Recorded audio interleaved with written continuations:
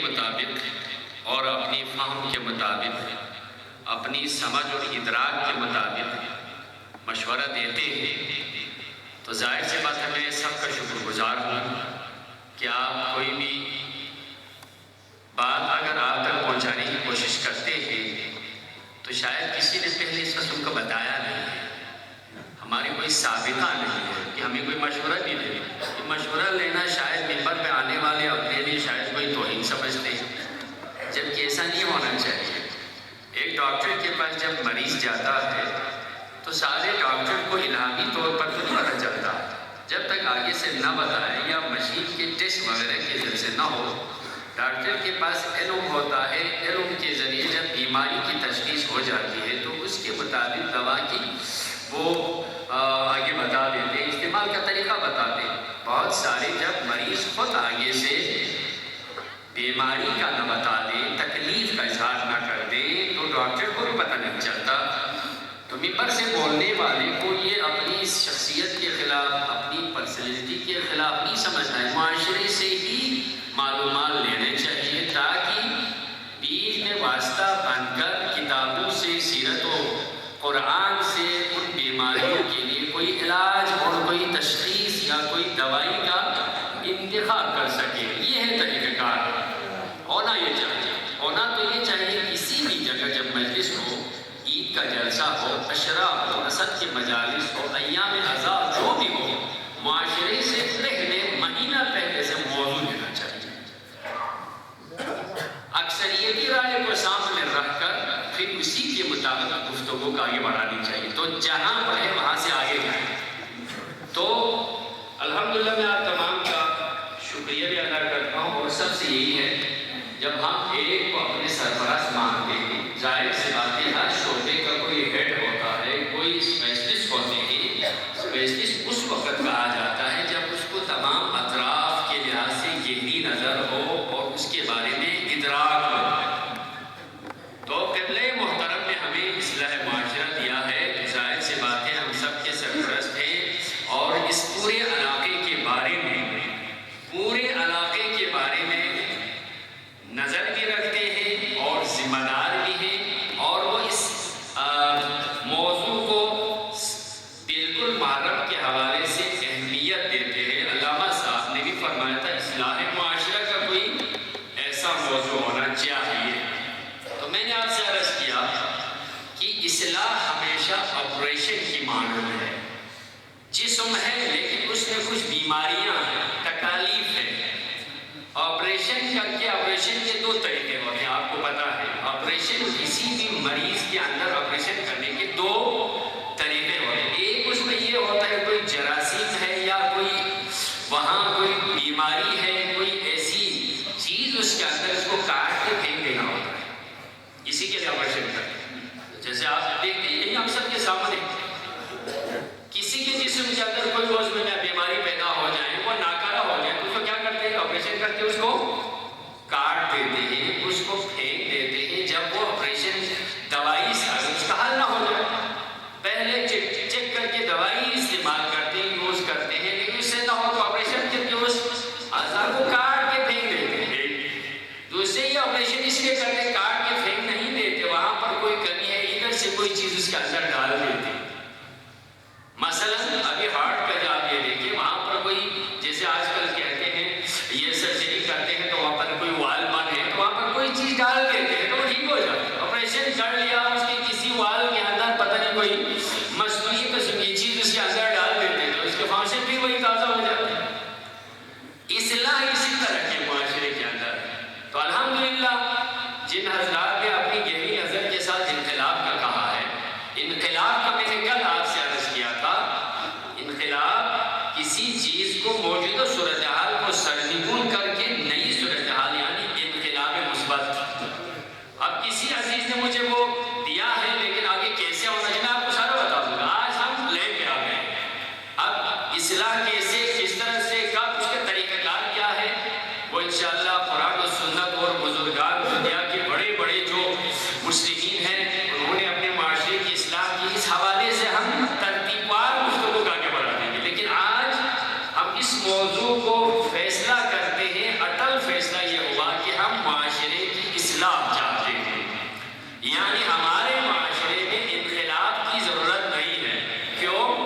انقلاب کا نام تھا منقلب کر دینا، موجودہ خدا نخواستہ بربادی اس حد تک ہو کہ اب اس کا چلنا محال ہو جائے، اب اس کا زندہ رہنا محال ہو جائے، اس کے ساتھ جینا محال ہو جائے، تو اس کو سرنگون کر دیں، پھر نئے سرے سے اس کی تعمیر ہو۔ جیسے ایک بلڈنگ رہائش کے قابل نہیں ہے تو اس کو دوبارہ سے ڈسمنٹل کر کے اس کو نئے سرے سے اس کی کنسٹرکشن کرنا، تو ایسا الحمدللہ معاشرہ اس حد تک نہیں ہے۔ جماعت نماز کی پابند ہے، اللہ کی وحدانیت کے قائل ہے، ائمہ اور پیغمبر کو مانتے ہیں، قرآن پر عقیدہ رکھتے ہیں، آپس میں بھائی چارے ہیں، اتحاد و وحدت ہے۔ میں آپ کو کہہ سکتا ہوں باقی دوسروں کی نسبت، دنیا جہاں کے دوسرے معاشروں کی نسبت سے ہمیں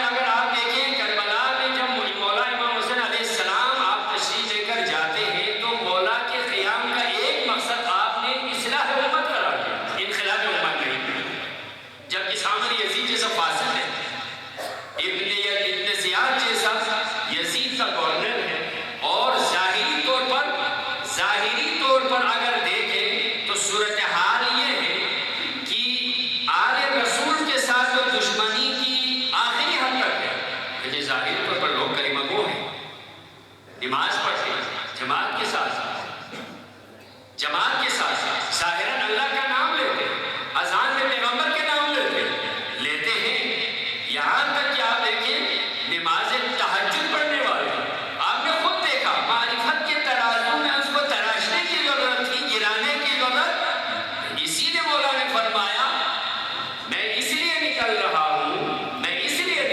ہوں انما خرجت لطلب الاصلاح۔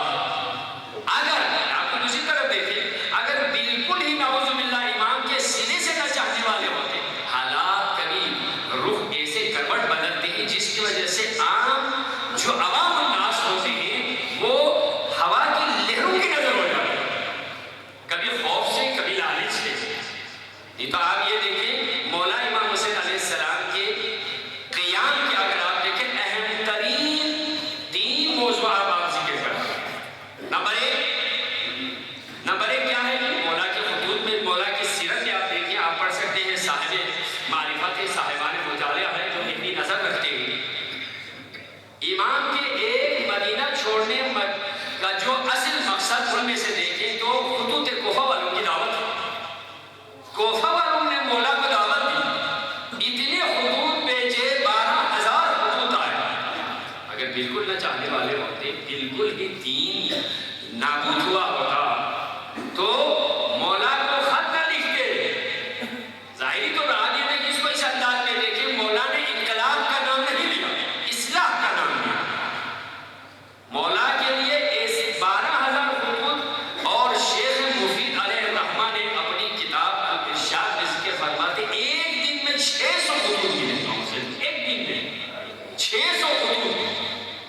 کوفہ کے بڑے بڑے جو جتنے سینئر تھے، جو ذمہ داران تھے، اور قبیلوں کے سربراہان تھے، وہ کس طرح کے مولا آپ ہمارے تبلیغ کے لائے، ہمارا معاشرہ بگڑ رہا، لوگوں کے حالت معنویت سے خالی ہوتی جا رہی ہے، لہٰذا آپ جیسے ہادی کی ضرورت ہے۔ اب اس سے اندازہ ہوتا ہے بنیادی ظاہری طور پر ہے، عمل کے لحاظ سے یہ عمل ہوتا جا رہا ہے۔ اس لیے مولا نے فرمایا کہ میں آ رہا ہوں ضرور، لیکن آپ نے بھیجا اپنے بھائی کو، مسلم عاقل کو۔ اب حالات میں چاہے ڈر کے، یہ بڑا خطرناک ہے، اسی لیے عوامی جو لہر ہے وہ بڑی مشکل ہو جاتی ہے۔ مولا نے اسی لیے فرمایا، مولا علیہ السلام فرماتے لوگ معاشرے میں 3 قسم کے رہتے ہیں، عالم ربانی ہے، متعلم سبیل النجات ہے، اور ایک حمج الرعا ہے، یمینون مع کل ذی علم، ایک عام سا عوام ہے۔ یہی ہمارے معاشرے کے اندر بھی آپ دیکھیں سنجیدہ ایک طبقہ ہوتا ہے، لیکن اس روایت کے اندر تو ظاہر سی بات ہے علماء سے مراد، جو عالم ربانی سے مراد کو تفصیل میں ائمہ علیہ السلام نے، اور جو متعلم سبیل نجات آل محمد کے صحیح پیروکار ہیں، اور حمج الرعا سے عام لوگ ہیں۔ یہی اگر ہم منطبق کر لیں ہمارے معاشرے کے اندر بھی کوئی بھی ایسی جو عوامی جب کوئی شور و شرابہ ہوتا ہے تو آپ نے کبھی نہیں دیکھا ہوگا کوئی سنجیدہ آدمی وہاں پر ایسے شور و شرابے نہیں جائے، لیکن چند آدمی اگر آ جائیں تو عوامی جو زور ہوتا ہے ان کے ساتھ ضرور جاتے ہیں، کیونکہ اس کے معاشرے کے اندر اتنا سوچ سمجھ کا وہ طریقہ نہیں ہوتا، ظاہری ہواؤں کے لہروں کے ساتھ یمینون مع کل ذی علم، سنجیدہ افراد سمجھ جاتے ہیں۔ جو عام عوام ہوتے ہیں ان کی وجہ سے ظاہری طور پر ہر آنے والی ہوا کے جھونکوں کے لیے کچھ نہ کچھ مل جاتے ہیں، تو وہ بھی خصوصی طور پر اگر دیکھیں جہاں ہیڈ کوارٹر ہو وہاں پر ایسے مفاد پرست لوگوں کا ہونا، ایسے لوگوں کی وجہ سے ادھر ادھر کرنا کوئی مشکل کام نہیں ہوتا۔ جیسے اگر آپ دیکھیں پورے پاکستان کا ماحول کچھ اور ہوگا، اسلام آباد کا ماحول کچھ اور ہو جائے گا۔ بلتستان کا سکردو ایک لحاظ سے ہیڈ ہے، ظاہر سی بات ہے ہیڈ کوارٹر ہے، تو یہاں پر کچھ اور اثر ہوگا، دوسرے علاقوں میں اس کے اثرات بعد میں ہو جائیں گے۔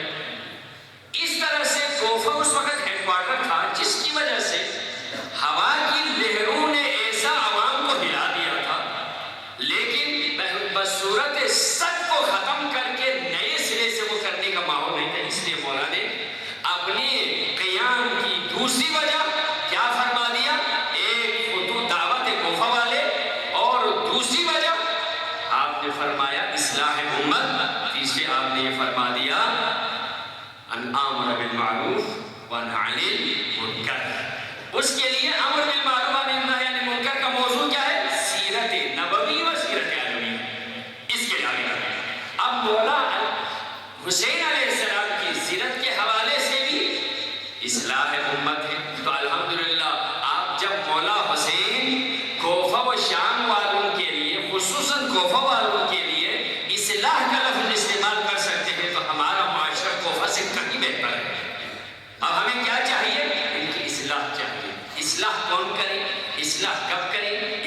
کیسے کریں اس کو ہم آہستہ آہستہ ذکر کریں گے.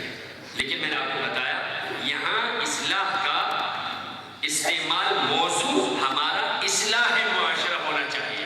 اب اس کو کیسے، میں آپ سنجیدہ افراد یہاں پر موجود ہیں، چند ایک واقعات کے ذریعے، چند ایک موضوعات کے ذریعے آپ کی تذکر کا رہنمائی کے لیے کوشش کروں گا. لیکن ان میں عملی طور پر اقدام کرنے کے لیے بعد میں ایک مجلس سن کر نہیں، انشاءاللہ 7ویں 8ویں تک میں آپ کو ایک فریم ورک دوں گا. کتنا میرے ساتھ دیتے ہیں میں دیکھتا ہوں. عملی طور پر اٹھنا ہوگا. یہ چل کے پھر سن کے جانے سے کچھ نہیں ہوگا. عملی طور پر اگر ہم اصلاح چاہتے ہیں، کس میدان میں اصلاح چاہتے ہیں؟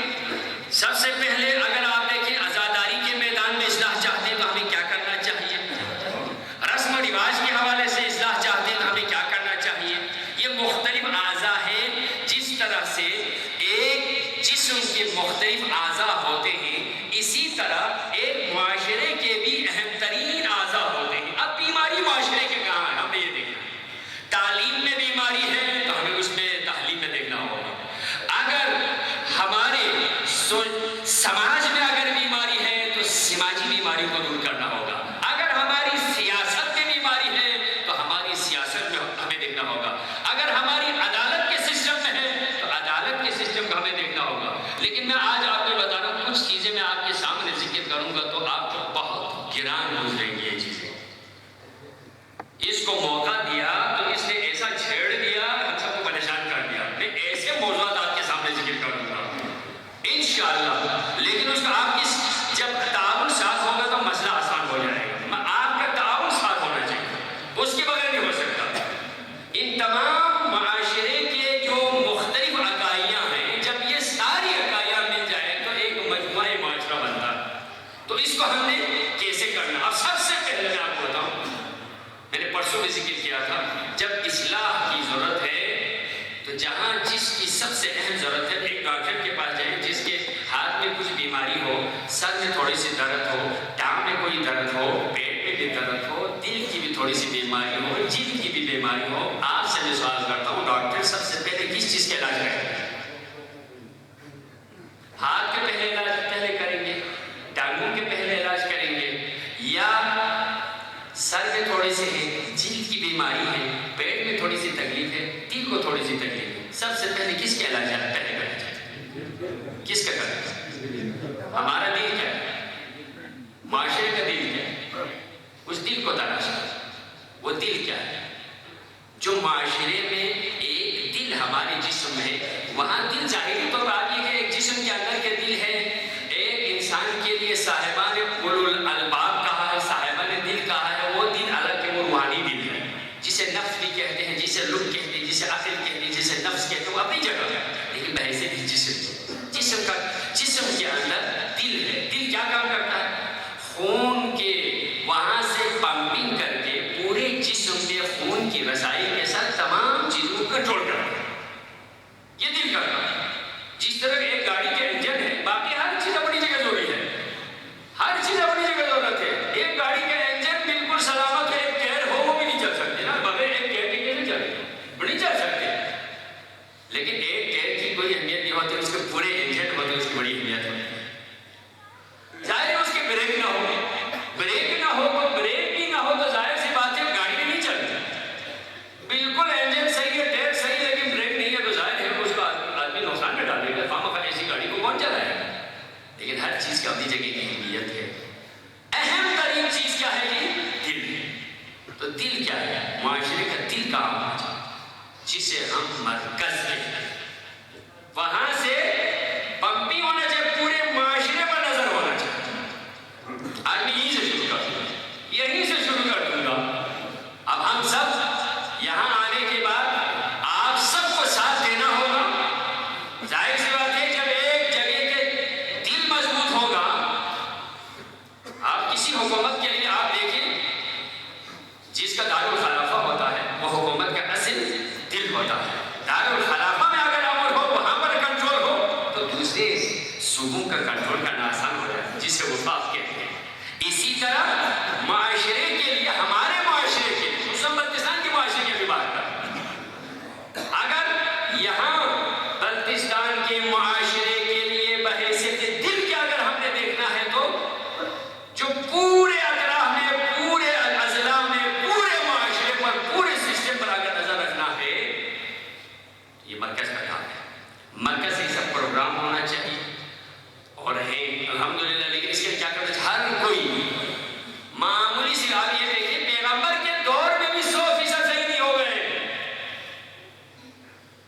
100% آپ دیکھیں اچھائیوں کی طرف زیادہ نظر رکھے، خامیوں کو دور کرنے کی کوشش کرتے ہیں. اس کو مثبت کہتے ہیں تنقید. ایک ہوتی ہے تنقیص، ایک ہوتے ہیں تنقید. تنقید کی ایک کا ایک پہلو ہوتے ہیں تعمیری، تنقید کا ایک پہلو ہوتے ہیں تخریبی. تنقید تعمیری وہ ہوتی ہیں اکثریتی جو خوبصورتیاں ہیں ان کو رہ کر جو اس کے اندر کی خامیوں کو دور کرنے کی کوشش کرتے ہیں. جناب علی یہاں پر کسی کے چہرہ بالکل دھلا ہوا صاف ستھرا ہے لیکن یہاں پر کوئی داغ ہو تو کہا کہ بتا دیں جناب علی چہرہ تو پورا صاف تھا، یہاں ایک داغ ہے اس کو صاف کر دیں. اس طرح سے پورا چہرہ صاف ہو جائے گا. لیکن پورا چہرہ صاف ہے وہیں پر ایک چھوٹا سا داغ ہے تو کہتے تھے چہرہ تو دیکھنے کے قابل ہی نہیں کیونکہ وہاں داغ پڑا ہوا. اس کو تخریبی تنقید کہتے ہیں. یعنی اکثریتی بہتر پہلو کے اکثریتی پہلو کو چھوڑ کر اقلیتی کمزوریوں کو ہائی لائٹ کرنے والا مغرض ہوتا ہے. وہ صحیح چاہنے والا نہیں ہوتا. خامیاں ہو سکتی ہیں. کس کی خامیاں؟ کیا آپ رول ماڈل کے طور پر دور حاضر کے انقلابات میں آپ کو دیکھ سکتا ہوں خامیاں ہو سکتی ہیں، کمیاں ہو سکتی ہیں. معصوم نہیں ہے. معصوم کے دور میں بھی کتنی پریشانیوں کا سامنا رہا. مولا علی سے بڑھ کر کوئی کائنات میں بعد رسول میں بڑی شخصیت ہے، لیکن عوامی یہ معصومانہ اعجاز سے کام نہیں نہ ہوتا بلکہ بڑے بڑے سنجیدہ جیسے لوگوں کے رائے سے، مالداروں کے مال سے، صاحبان ثروت کی دولت سے، صاحبان رائے کے رائے سے اور جسمانی مالی قوت طاقت والوں کی طاقت سے آگے بڑھتی ہے. ہر کوئی اپنے طور سے کھینچ کے رہے. مولا علی علیہ السلام کو پریشانیاں ہو گئیں، 25 سال گوشہ نشین ہو گئے اور فرمانے لگے مولا آپ نکلیں، مولا آپ نکلیں. یہاں تک کہ حضرت خاتون جنت سیدہ کونین شکایت کرتی ہیں ابو الحسن کیا ہو گئے؟ آپ کے یہ بازو کہاں گئے؟ آپ کے یہ بازو کہاں گئے؟ جو خیبر خندق کو فتح کیا تھا وہ بازو کہاں ہے؟ علی کیا فرماتے ہیں؟ فاطمہ علی کے بازو میں کوئی کمی نہیں ہوگی. تلوار آج بھی نکال سکتا ہوں لیکن بابا کا جو مشن ہے وہ اپنی جگہ قائم نہیں رہ سکے گا. ماحول ایسا ہے مجھے صبر. یہاں تک علی مظلوم ہو گئے. بہت تاریخ میں یہ ایک دفعہ حضرت زہرا مولا علی علیہ السلام سے سوال کرتی ہے ابو الحسن میں نے سنا ہے لوگ آپ کو سلام نہیں کرتے. اس حد تک علی مظلوم تاریخ ہو گئے.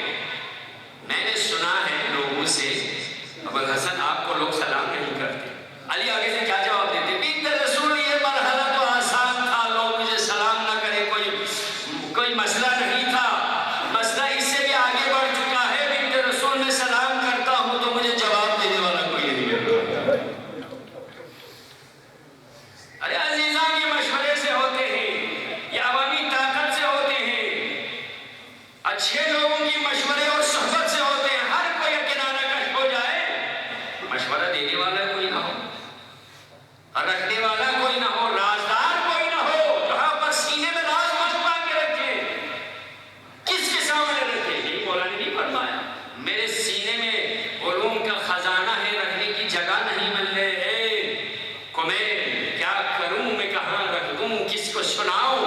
بلکہ یہ ہے جا کر پانی کے سامنے جا کر مولا پانی سے خطاب کرتے تھے مجھے سننے والا کوئی نہیں. ایسے موقع پر لوگوں کے ساتھ نہ دیں تو حلال مشاکل مولا الموحدین امیر المومنین علی بن ابی طالب جیسے محدود ہو جاتے ہیں.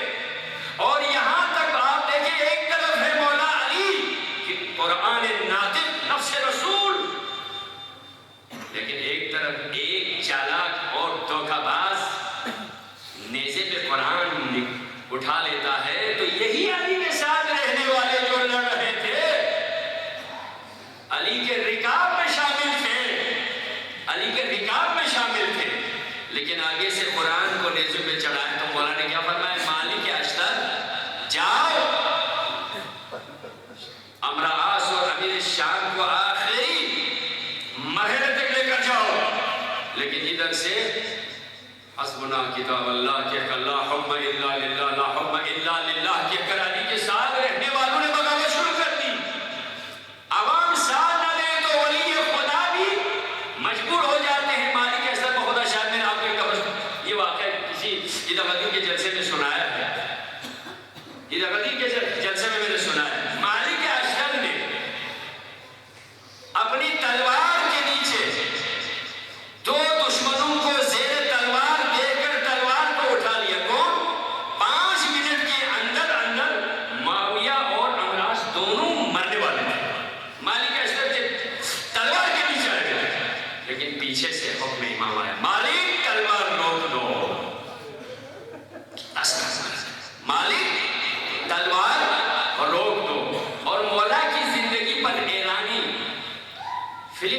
ایک فلم بنی شاید آپ نے دیکھا ہوگا امام علی کے نام سے, اس میں ایک مالک اشتر کے سین میں اس کے کردار کو جانا گیا, وہ کہتا ہے وہ خدا میں مالک کے اس سین کو بجا لا تو 3 دفعہ میں بے ہوش ہو گیا ہوں.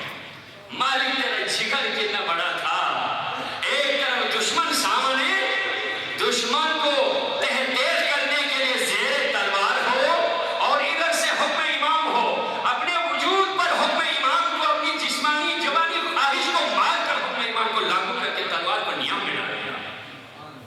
یہ اللہ نے محترم علی ہوتے معاشرے کے اگر آپ جیسے سنجیدہ افراد نہ ہو, پیغمبر اکرم کی سیرت کو آپ دیکھیں, کیا سارے پیغمبر کی زندگی کے بعد پیغمبر کی سیرت چڑھنے والے ہو گئے؟ ابو سفیان کو بھی ظاہری طور پر کلمہ پڑھ لیا تو پیغمبر کو قبول کرنا پڑا, نہیں تمہیں مجھے ضرورت ہی نہیں کہنا پڑا, نہیں کہہ سکا. وہ صرف کربلا میں ہے, باقی ہر جگہ پر مصلحت کی بنیادوں پر پیغمبر کے نمونے دیکھیں آپ.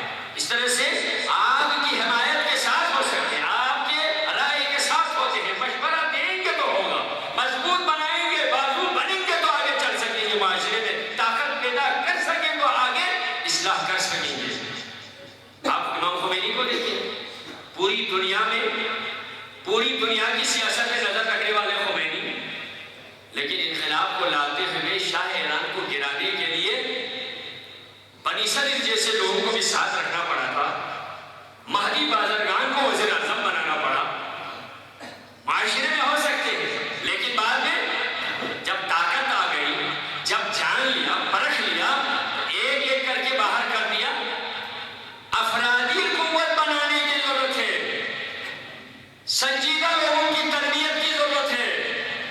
پھر آپ کا جو دل ہے, دل مضبوط ہوگا تو ہاتھ کی مجال کیا ہے, وہ ادھر جائے ادھر جائے, اس کو مضبوط کرنے کی ضرورت. مضبوطی پر بہت سے نہیں, ہاں کس طرح سے ہوگا ان کے بارے میں اور مزید گفتگو تو ہے.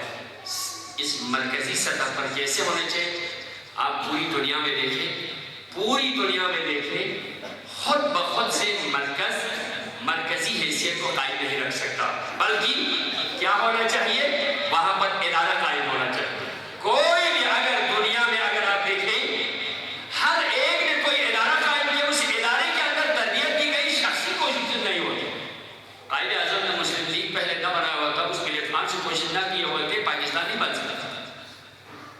امام خمینی نے پاسدارہ نے اسلامی کی بنیاد نہ ڈالی ہوتی, ایسے جوانوں کی تربیت نہ کی ہوتی, تو آج امام خمینی اپنے مقصد میں ہے تو خدا کی تعریف, لیکن اللہ بھی مسائل کی بنیادوں پر کامیابی دیتا ہے, خود بخود نہیں. بلکہ ان اللہ لا یغیر ما بقوم حتی یغیر ما بانفسہم, خدا نے آج تک اس قوم کی حالت نہیں بدلی نہ خود نہ ہو جس کو خیال اب اپنی حالت کے بدلنے کا, اپنے دور سے جب بدلنے کی کوشش کری تائید خداوندی ہوتی ہے. حسن بنا نے اخوان المسلمین مصر میں بنیاد ڈالی تو اسی کے ذریعے سے مصر میں انقلاب لایا.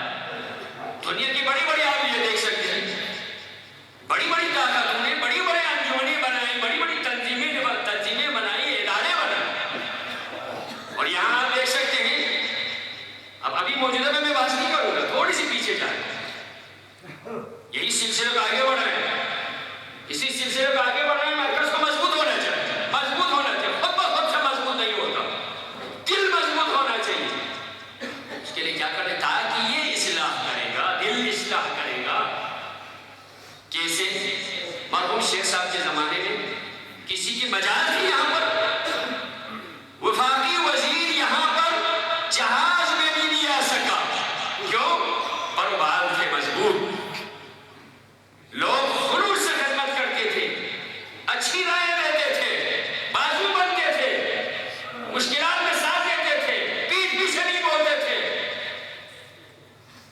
ایک فقیر شخص, درویش شخص, جس کے پاس ظاہر کچھ بھی نہیں ہے, کچھ بھی نہیں ہے, بخدا کچھ بھی نہیں ہے, لیکن قائد شمالی علاقہ جات بن گئے.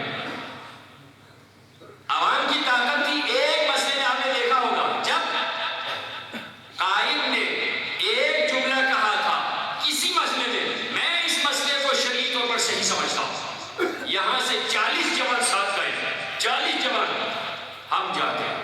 جب ہمارے مرکز سے یہ آواز اٹھتی ہے تو کسی کی کیا مجال ہے, ہم خود جا کے اس مسئلے کو عملی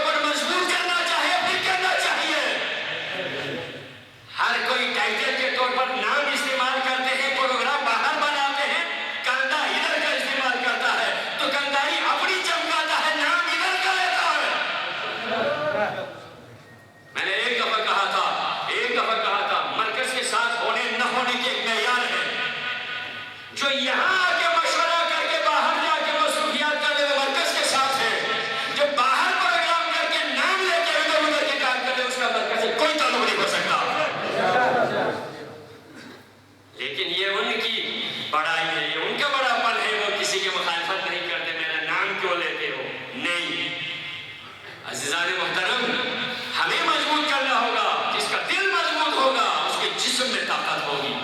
جس کا مرکز مضبوط ہوگا اس معاشرے کے اندر اس میں آواز آئے گی. کہہ نہیں سکتے کہہ کر آزما چکے ہیں، اس قوم کو آزما چکے ہیں. لیکن وہ وقت یاد رکھو جو یہاں سے ہٹے گا پھر پوری قوم کی بربادی ہوگی، اس کا کوئی مقام نہیں ہوگا. دل سے کٹا ہوا کوئی اور وہ آدمی مفت میں بھی استعمال نہیں کرے گا. کیا کرے گا؟ یہاں سے ادھر سے ناکارہ ہو کے کاٹ کے ہاتھ کسی کو دے دو، کیا کرے گے صاحب؟ جسم سے کٹے ہوئے ٹانگی کسی نے کیا کر لیں؟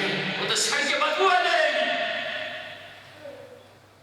اصلاح یہاں سے ہونے چاہیے، یہاں کی اصلاح ہونی چاہیے، یہاں سے اصلاح ہونی چاہیے. میرا نعرہ ہے انجمن امامیہ ہے. انجمن امامیہ کو مضبوط کرنا ہوگا، انجمن امامیہ خود کو مضبوط کرنا ہوگا، اور ساتھ ساتھ پھر معاشرے میں اس کی مضبوطی کے اثرات نظر آنے چاہیے.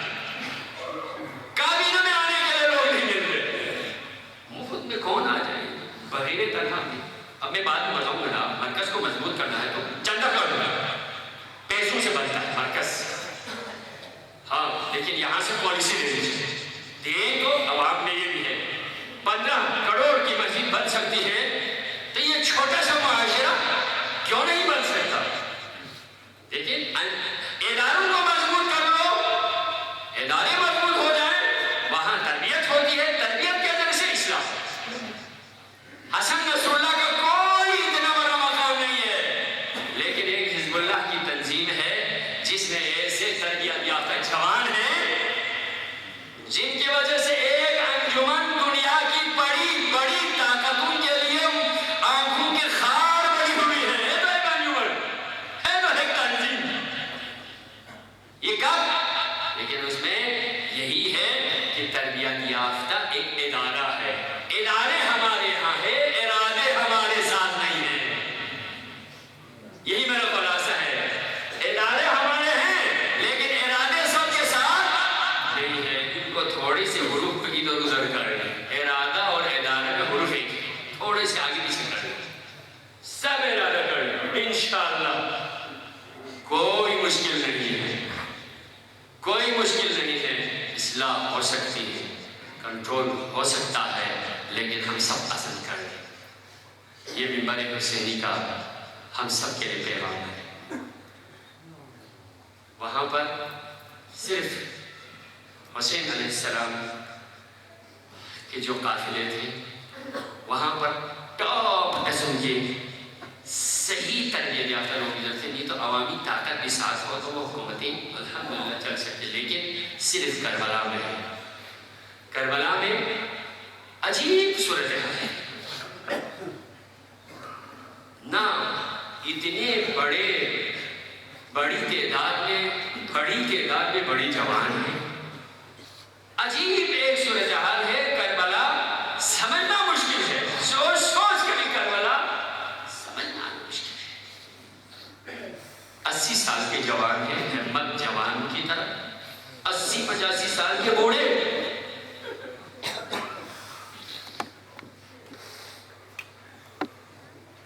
اور ساتھ ساتھ 6 ماہ شیرخوار بچے، بیمار ساتھ ہیں، خواتین ساتھ ہیں. خواتین میں بھی بزرگ نہیں، عمر رسیدہ 80 سالہ 85 سالہ خواتین ہیں، اور چھوٹی چھوٹی بچیاں. ان سب کو فریاد و فغان چھوڑ کر حسین عجیب رسم کے قافلہ میں دین کی اصلاح کے لیے، امت محمد اصلاح کے لیے، اصلاح کے سارے سامان ہیں. آپ کو واقعا حضرات محترم کے آپ عجیب سے 3-4 واقعے سناؤں. حسین کے اس قافلے کے جو افراد تھے ان میں انتہائی دل کو ہلا دینے والی کچھ واقعات ہیں، کچھ حالات ہیں. ان میں حسین کی صاحبزادیوں کی حالات اتنی دل خراش ہے، واللہ اتنی دل خراش ہے. تاریخ کے اعتبار سے حسین مظلوم کربلا کی چند ایک صاحبزادیاں تھیں. ہر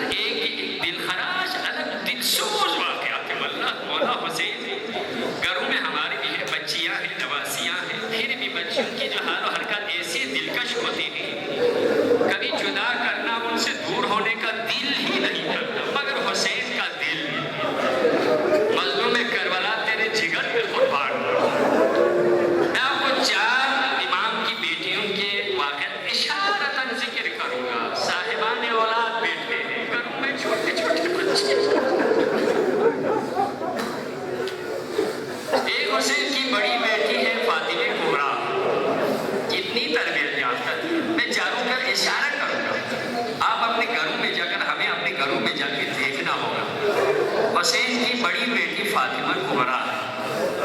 عصر عاشورہ کو آپ نے سنا ہوگا، جب سارے شہید ہو گئے، خیمے لوٹے گئے، آل حرم کربلا کے مختلف اطراف میں بکھر گئے، شام کو جناب زینب ہر ایک کو تلاش کر کے ایک کر کے خیمہ گاہ میں لایا، تو کسی جگہ زینب کبریٰ جناب ام کلثوم کے ساتھ پہنچ گئی۔ حسین کی بڑی بیٹی غش کھا کر گر گئی۔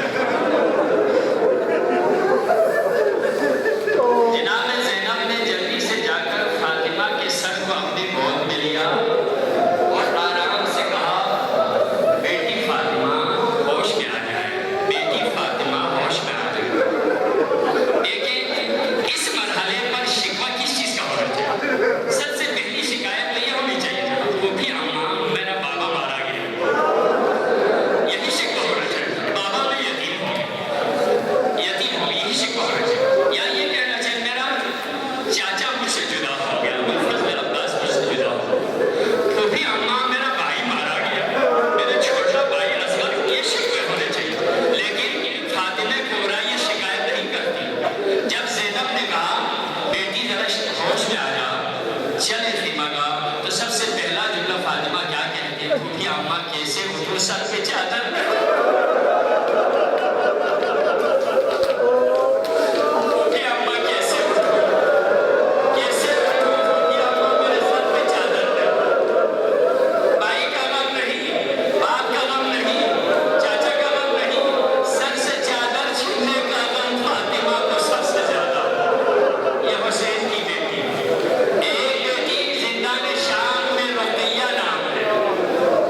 اس حد تک شام والوں کو بھی رلایا،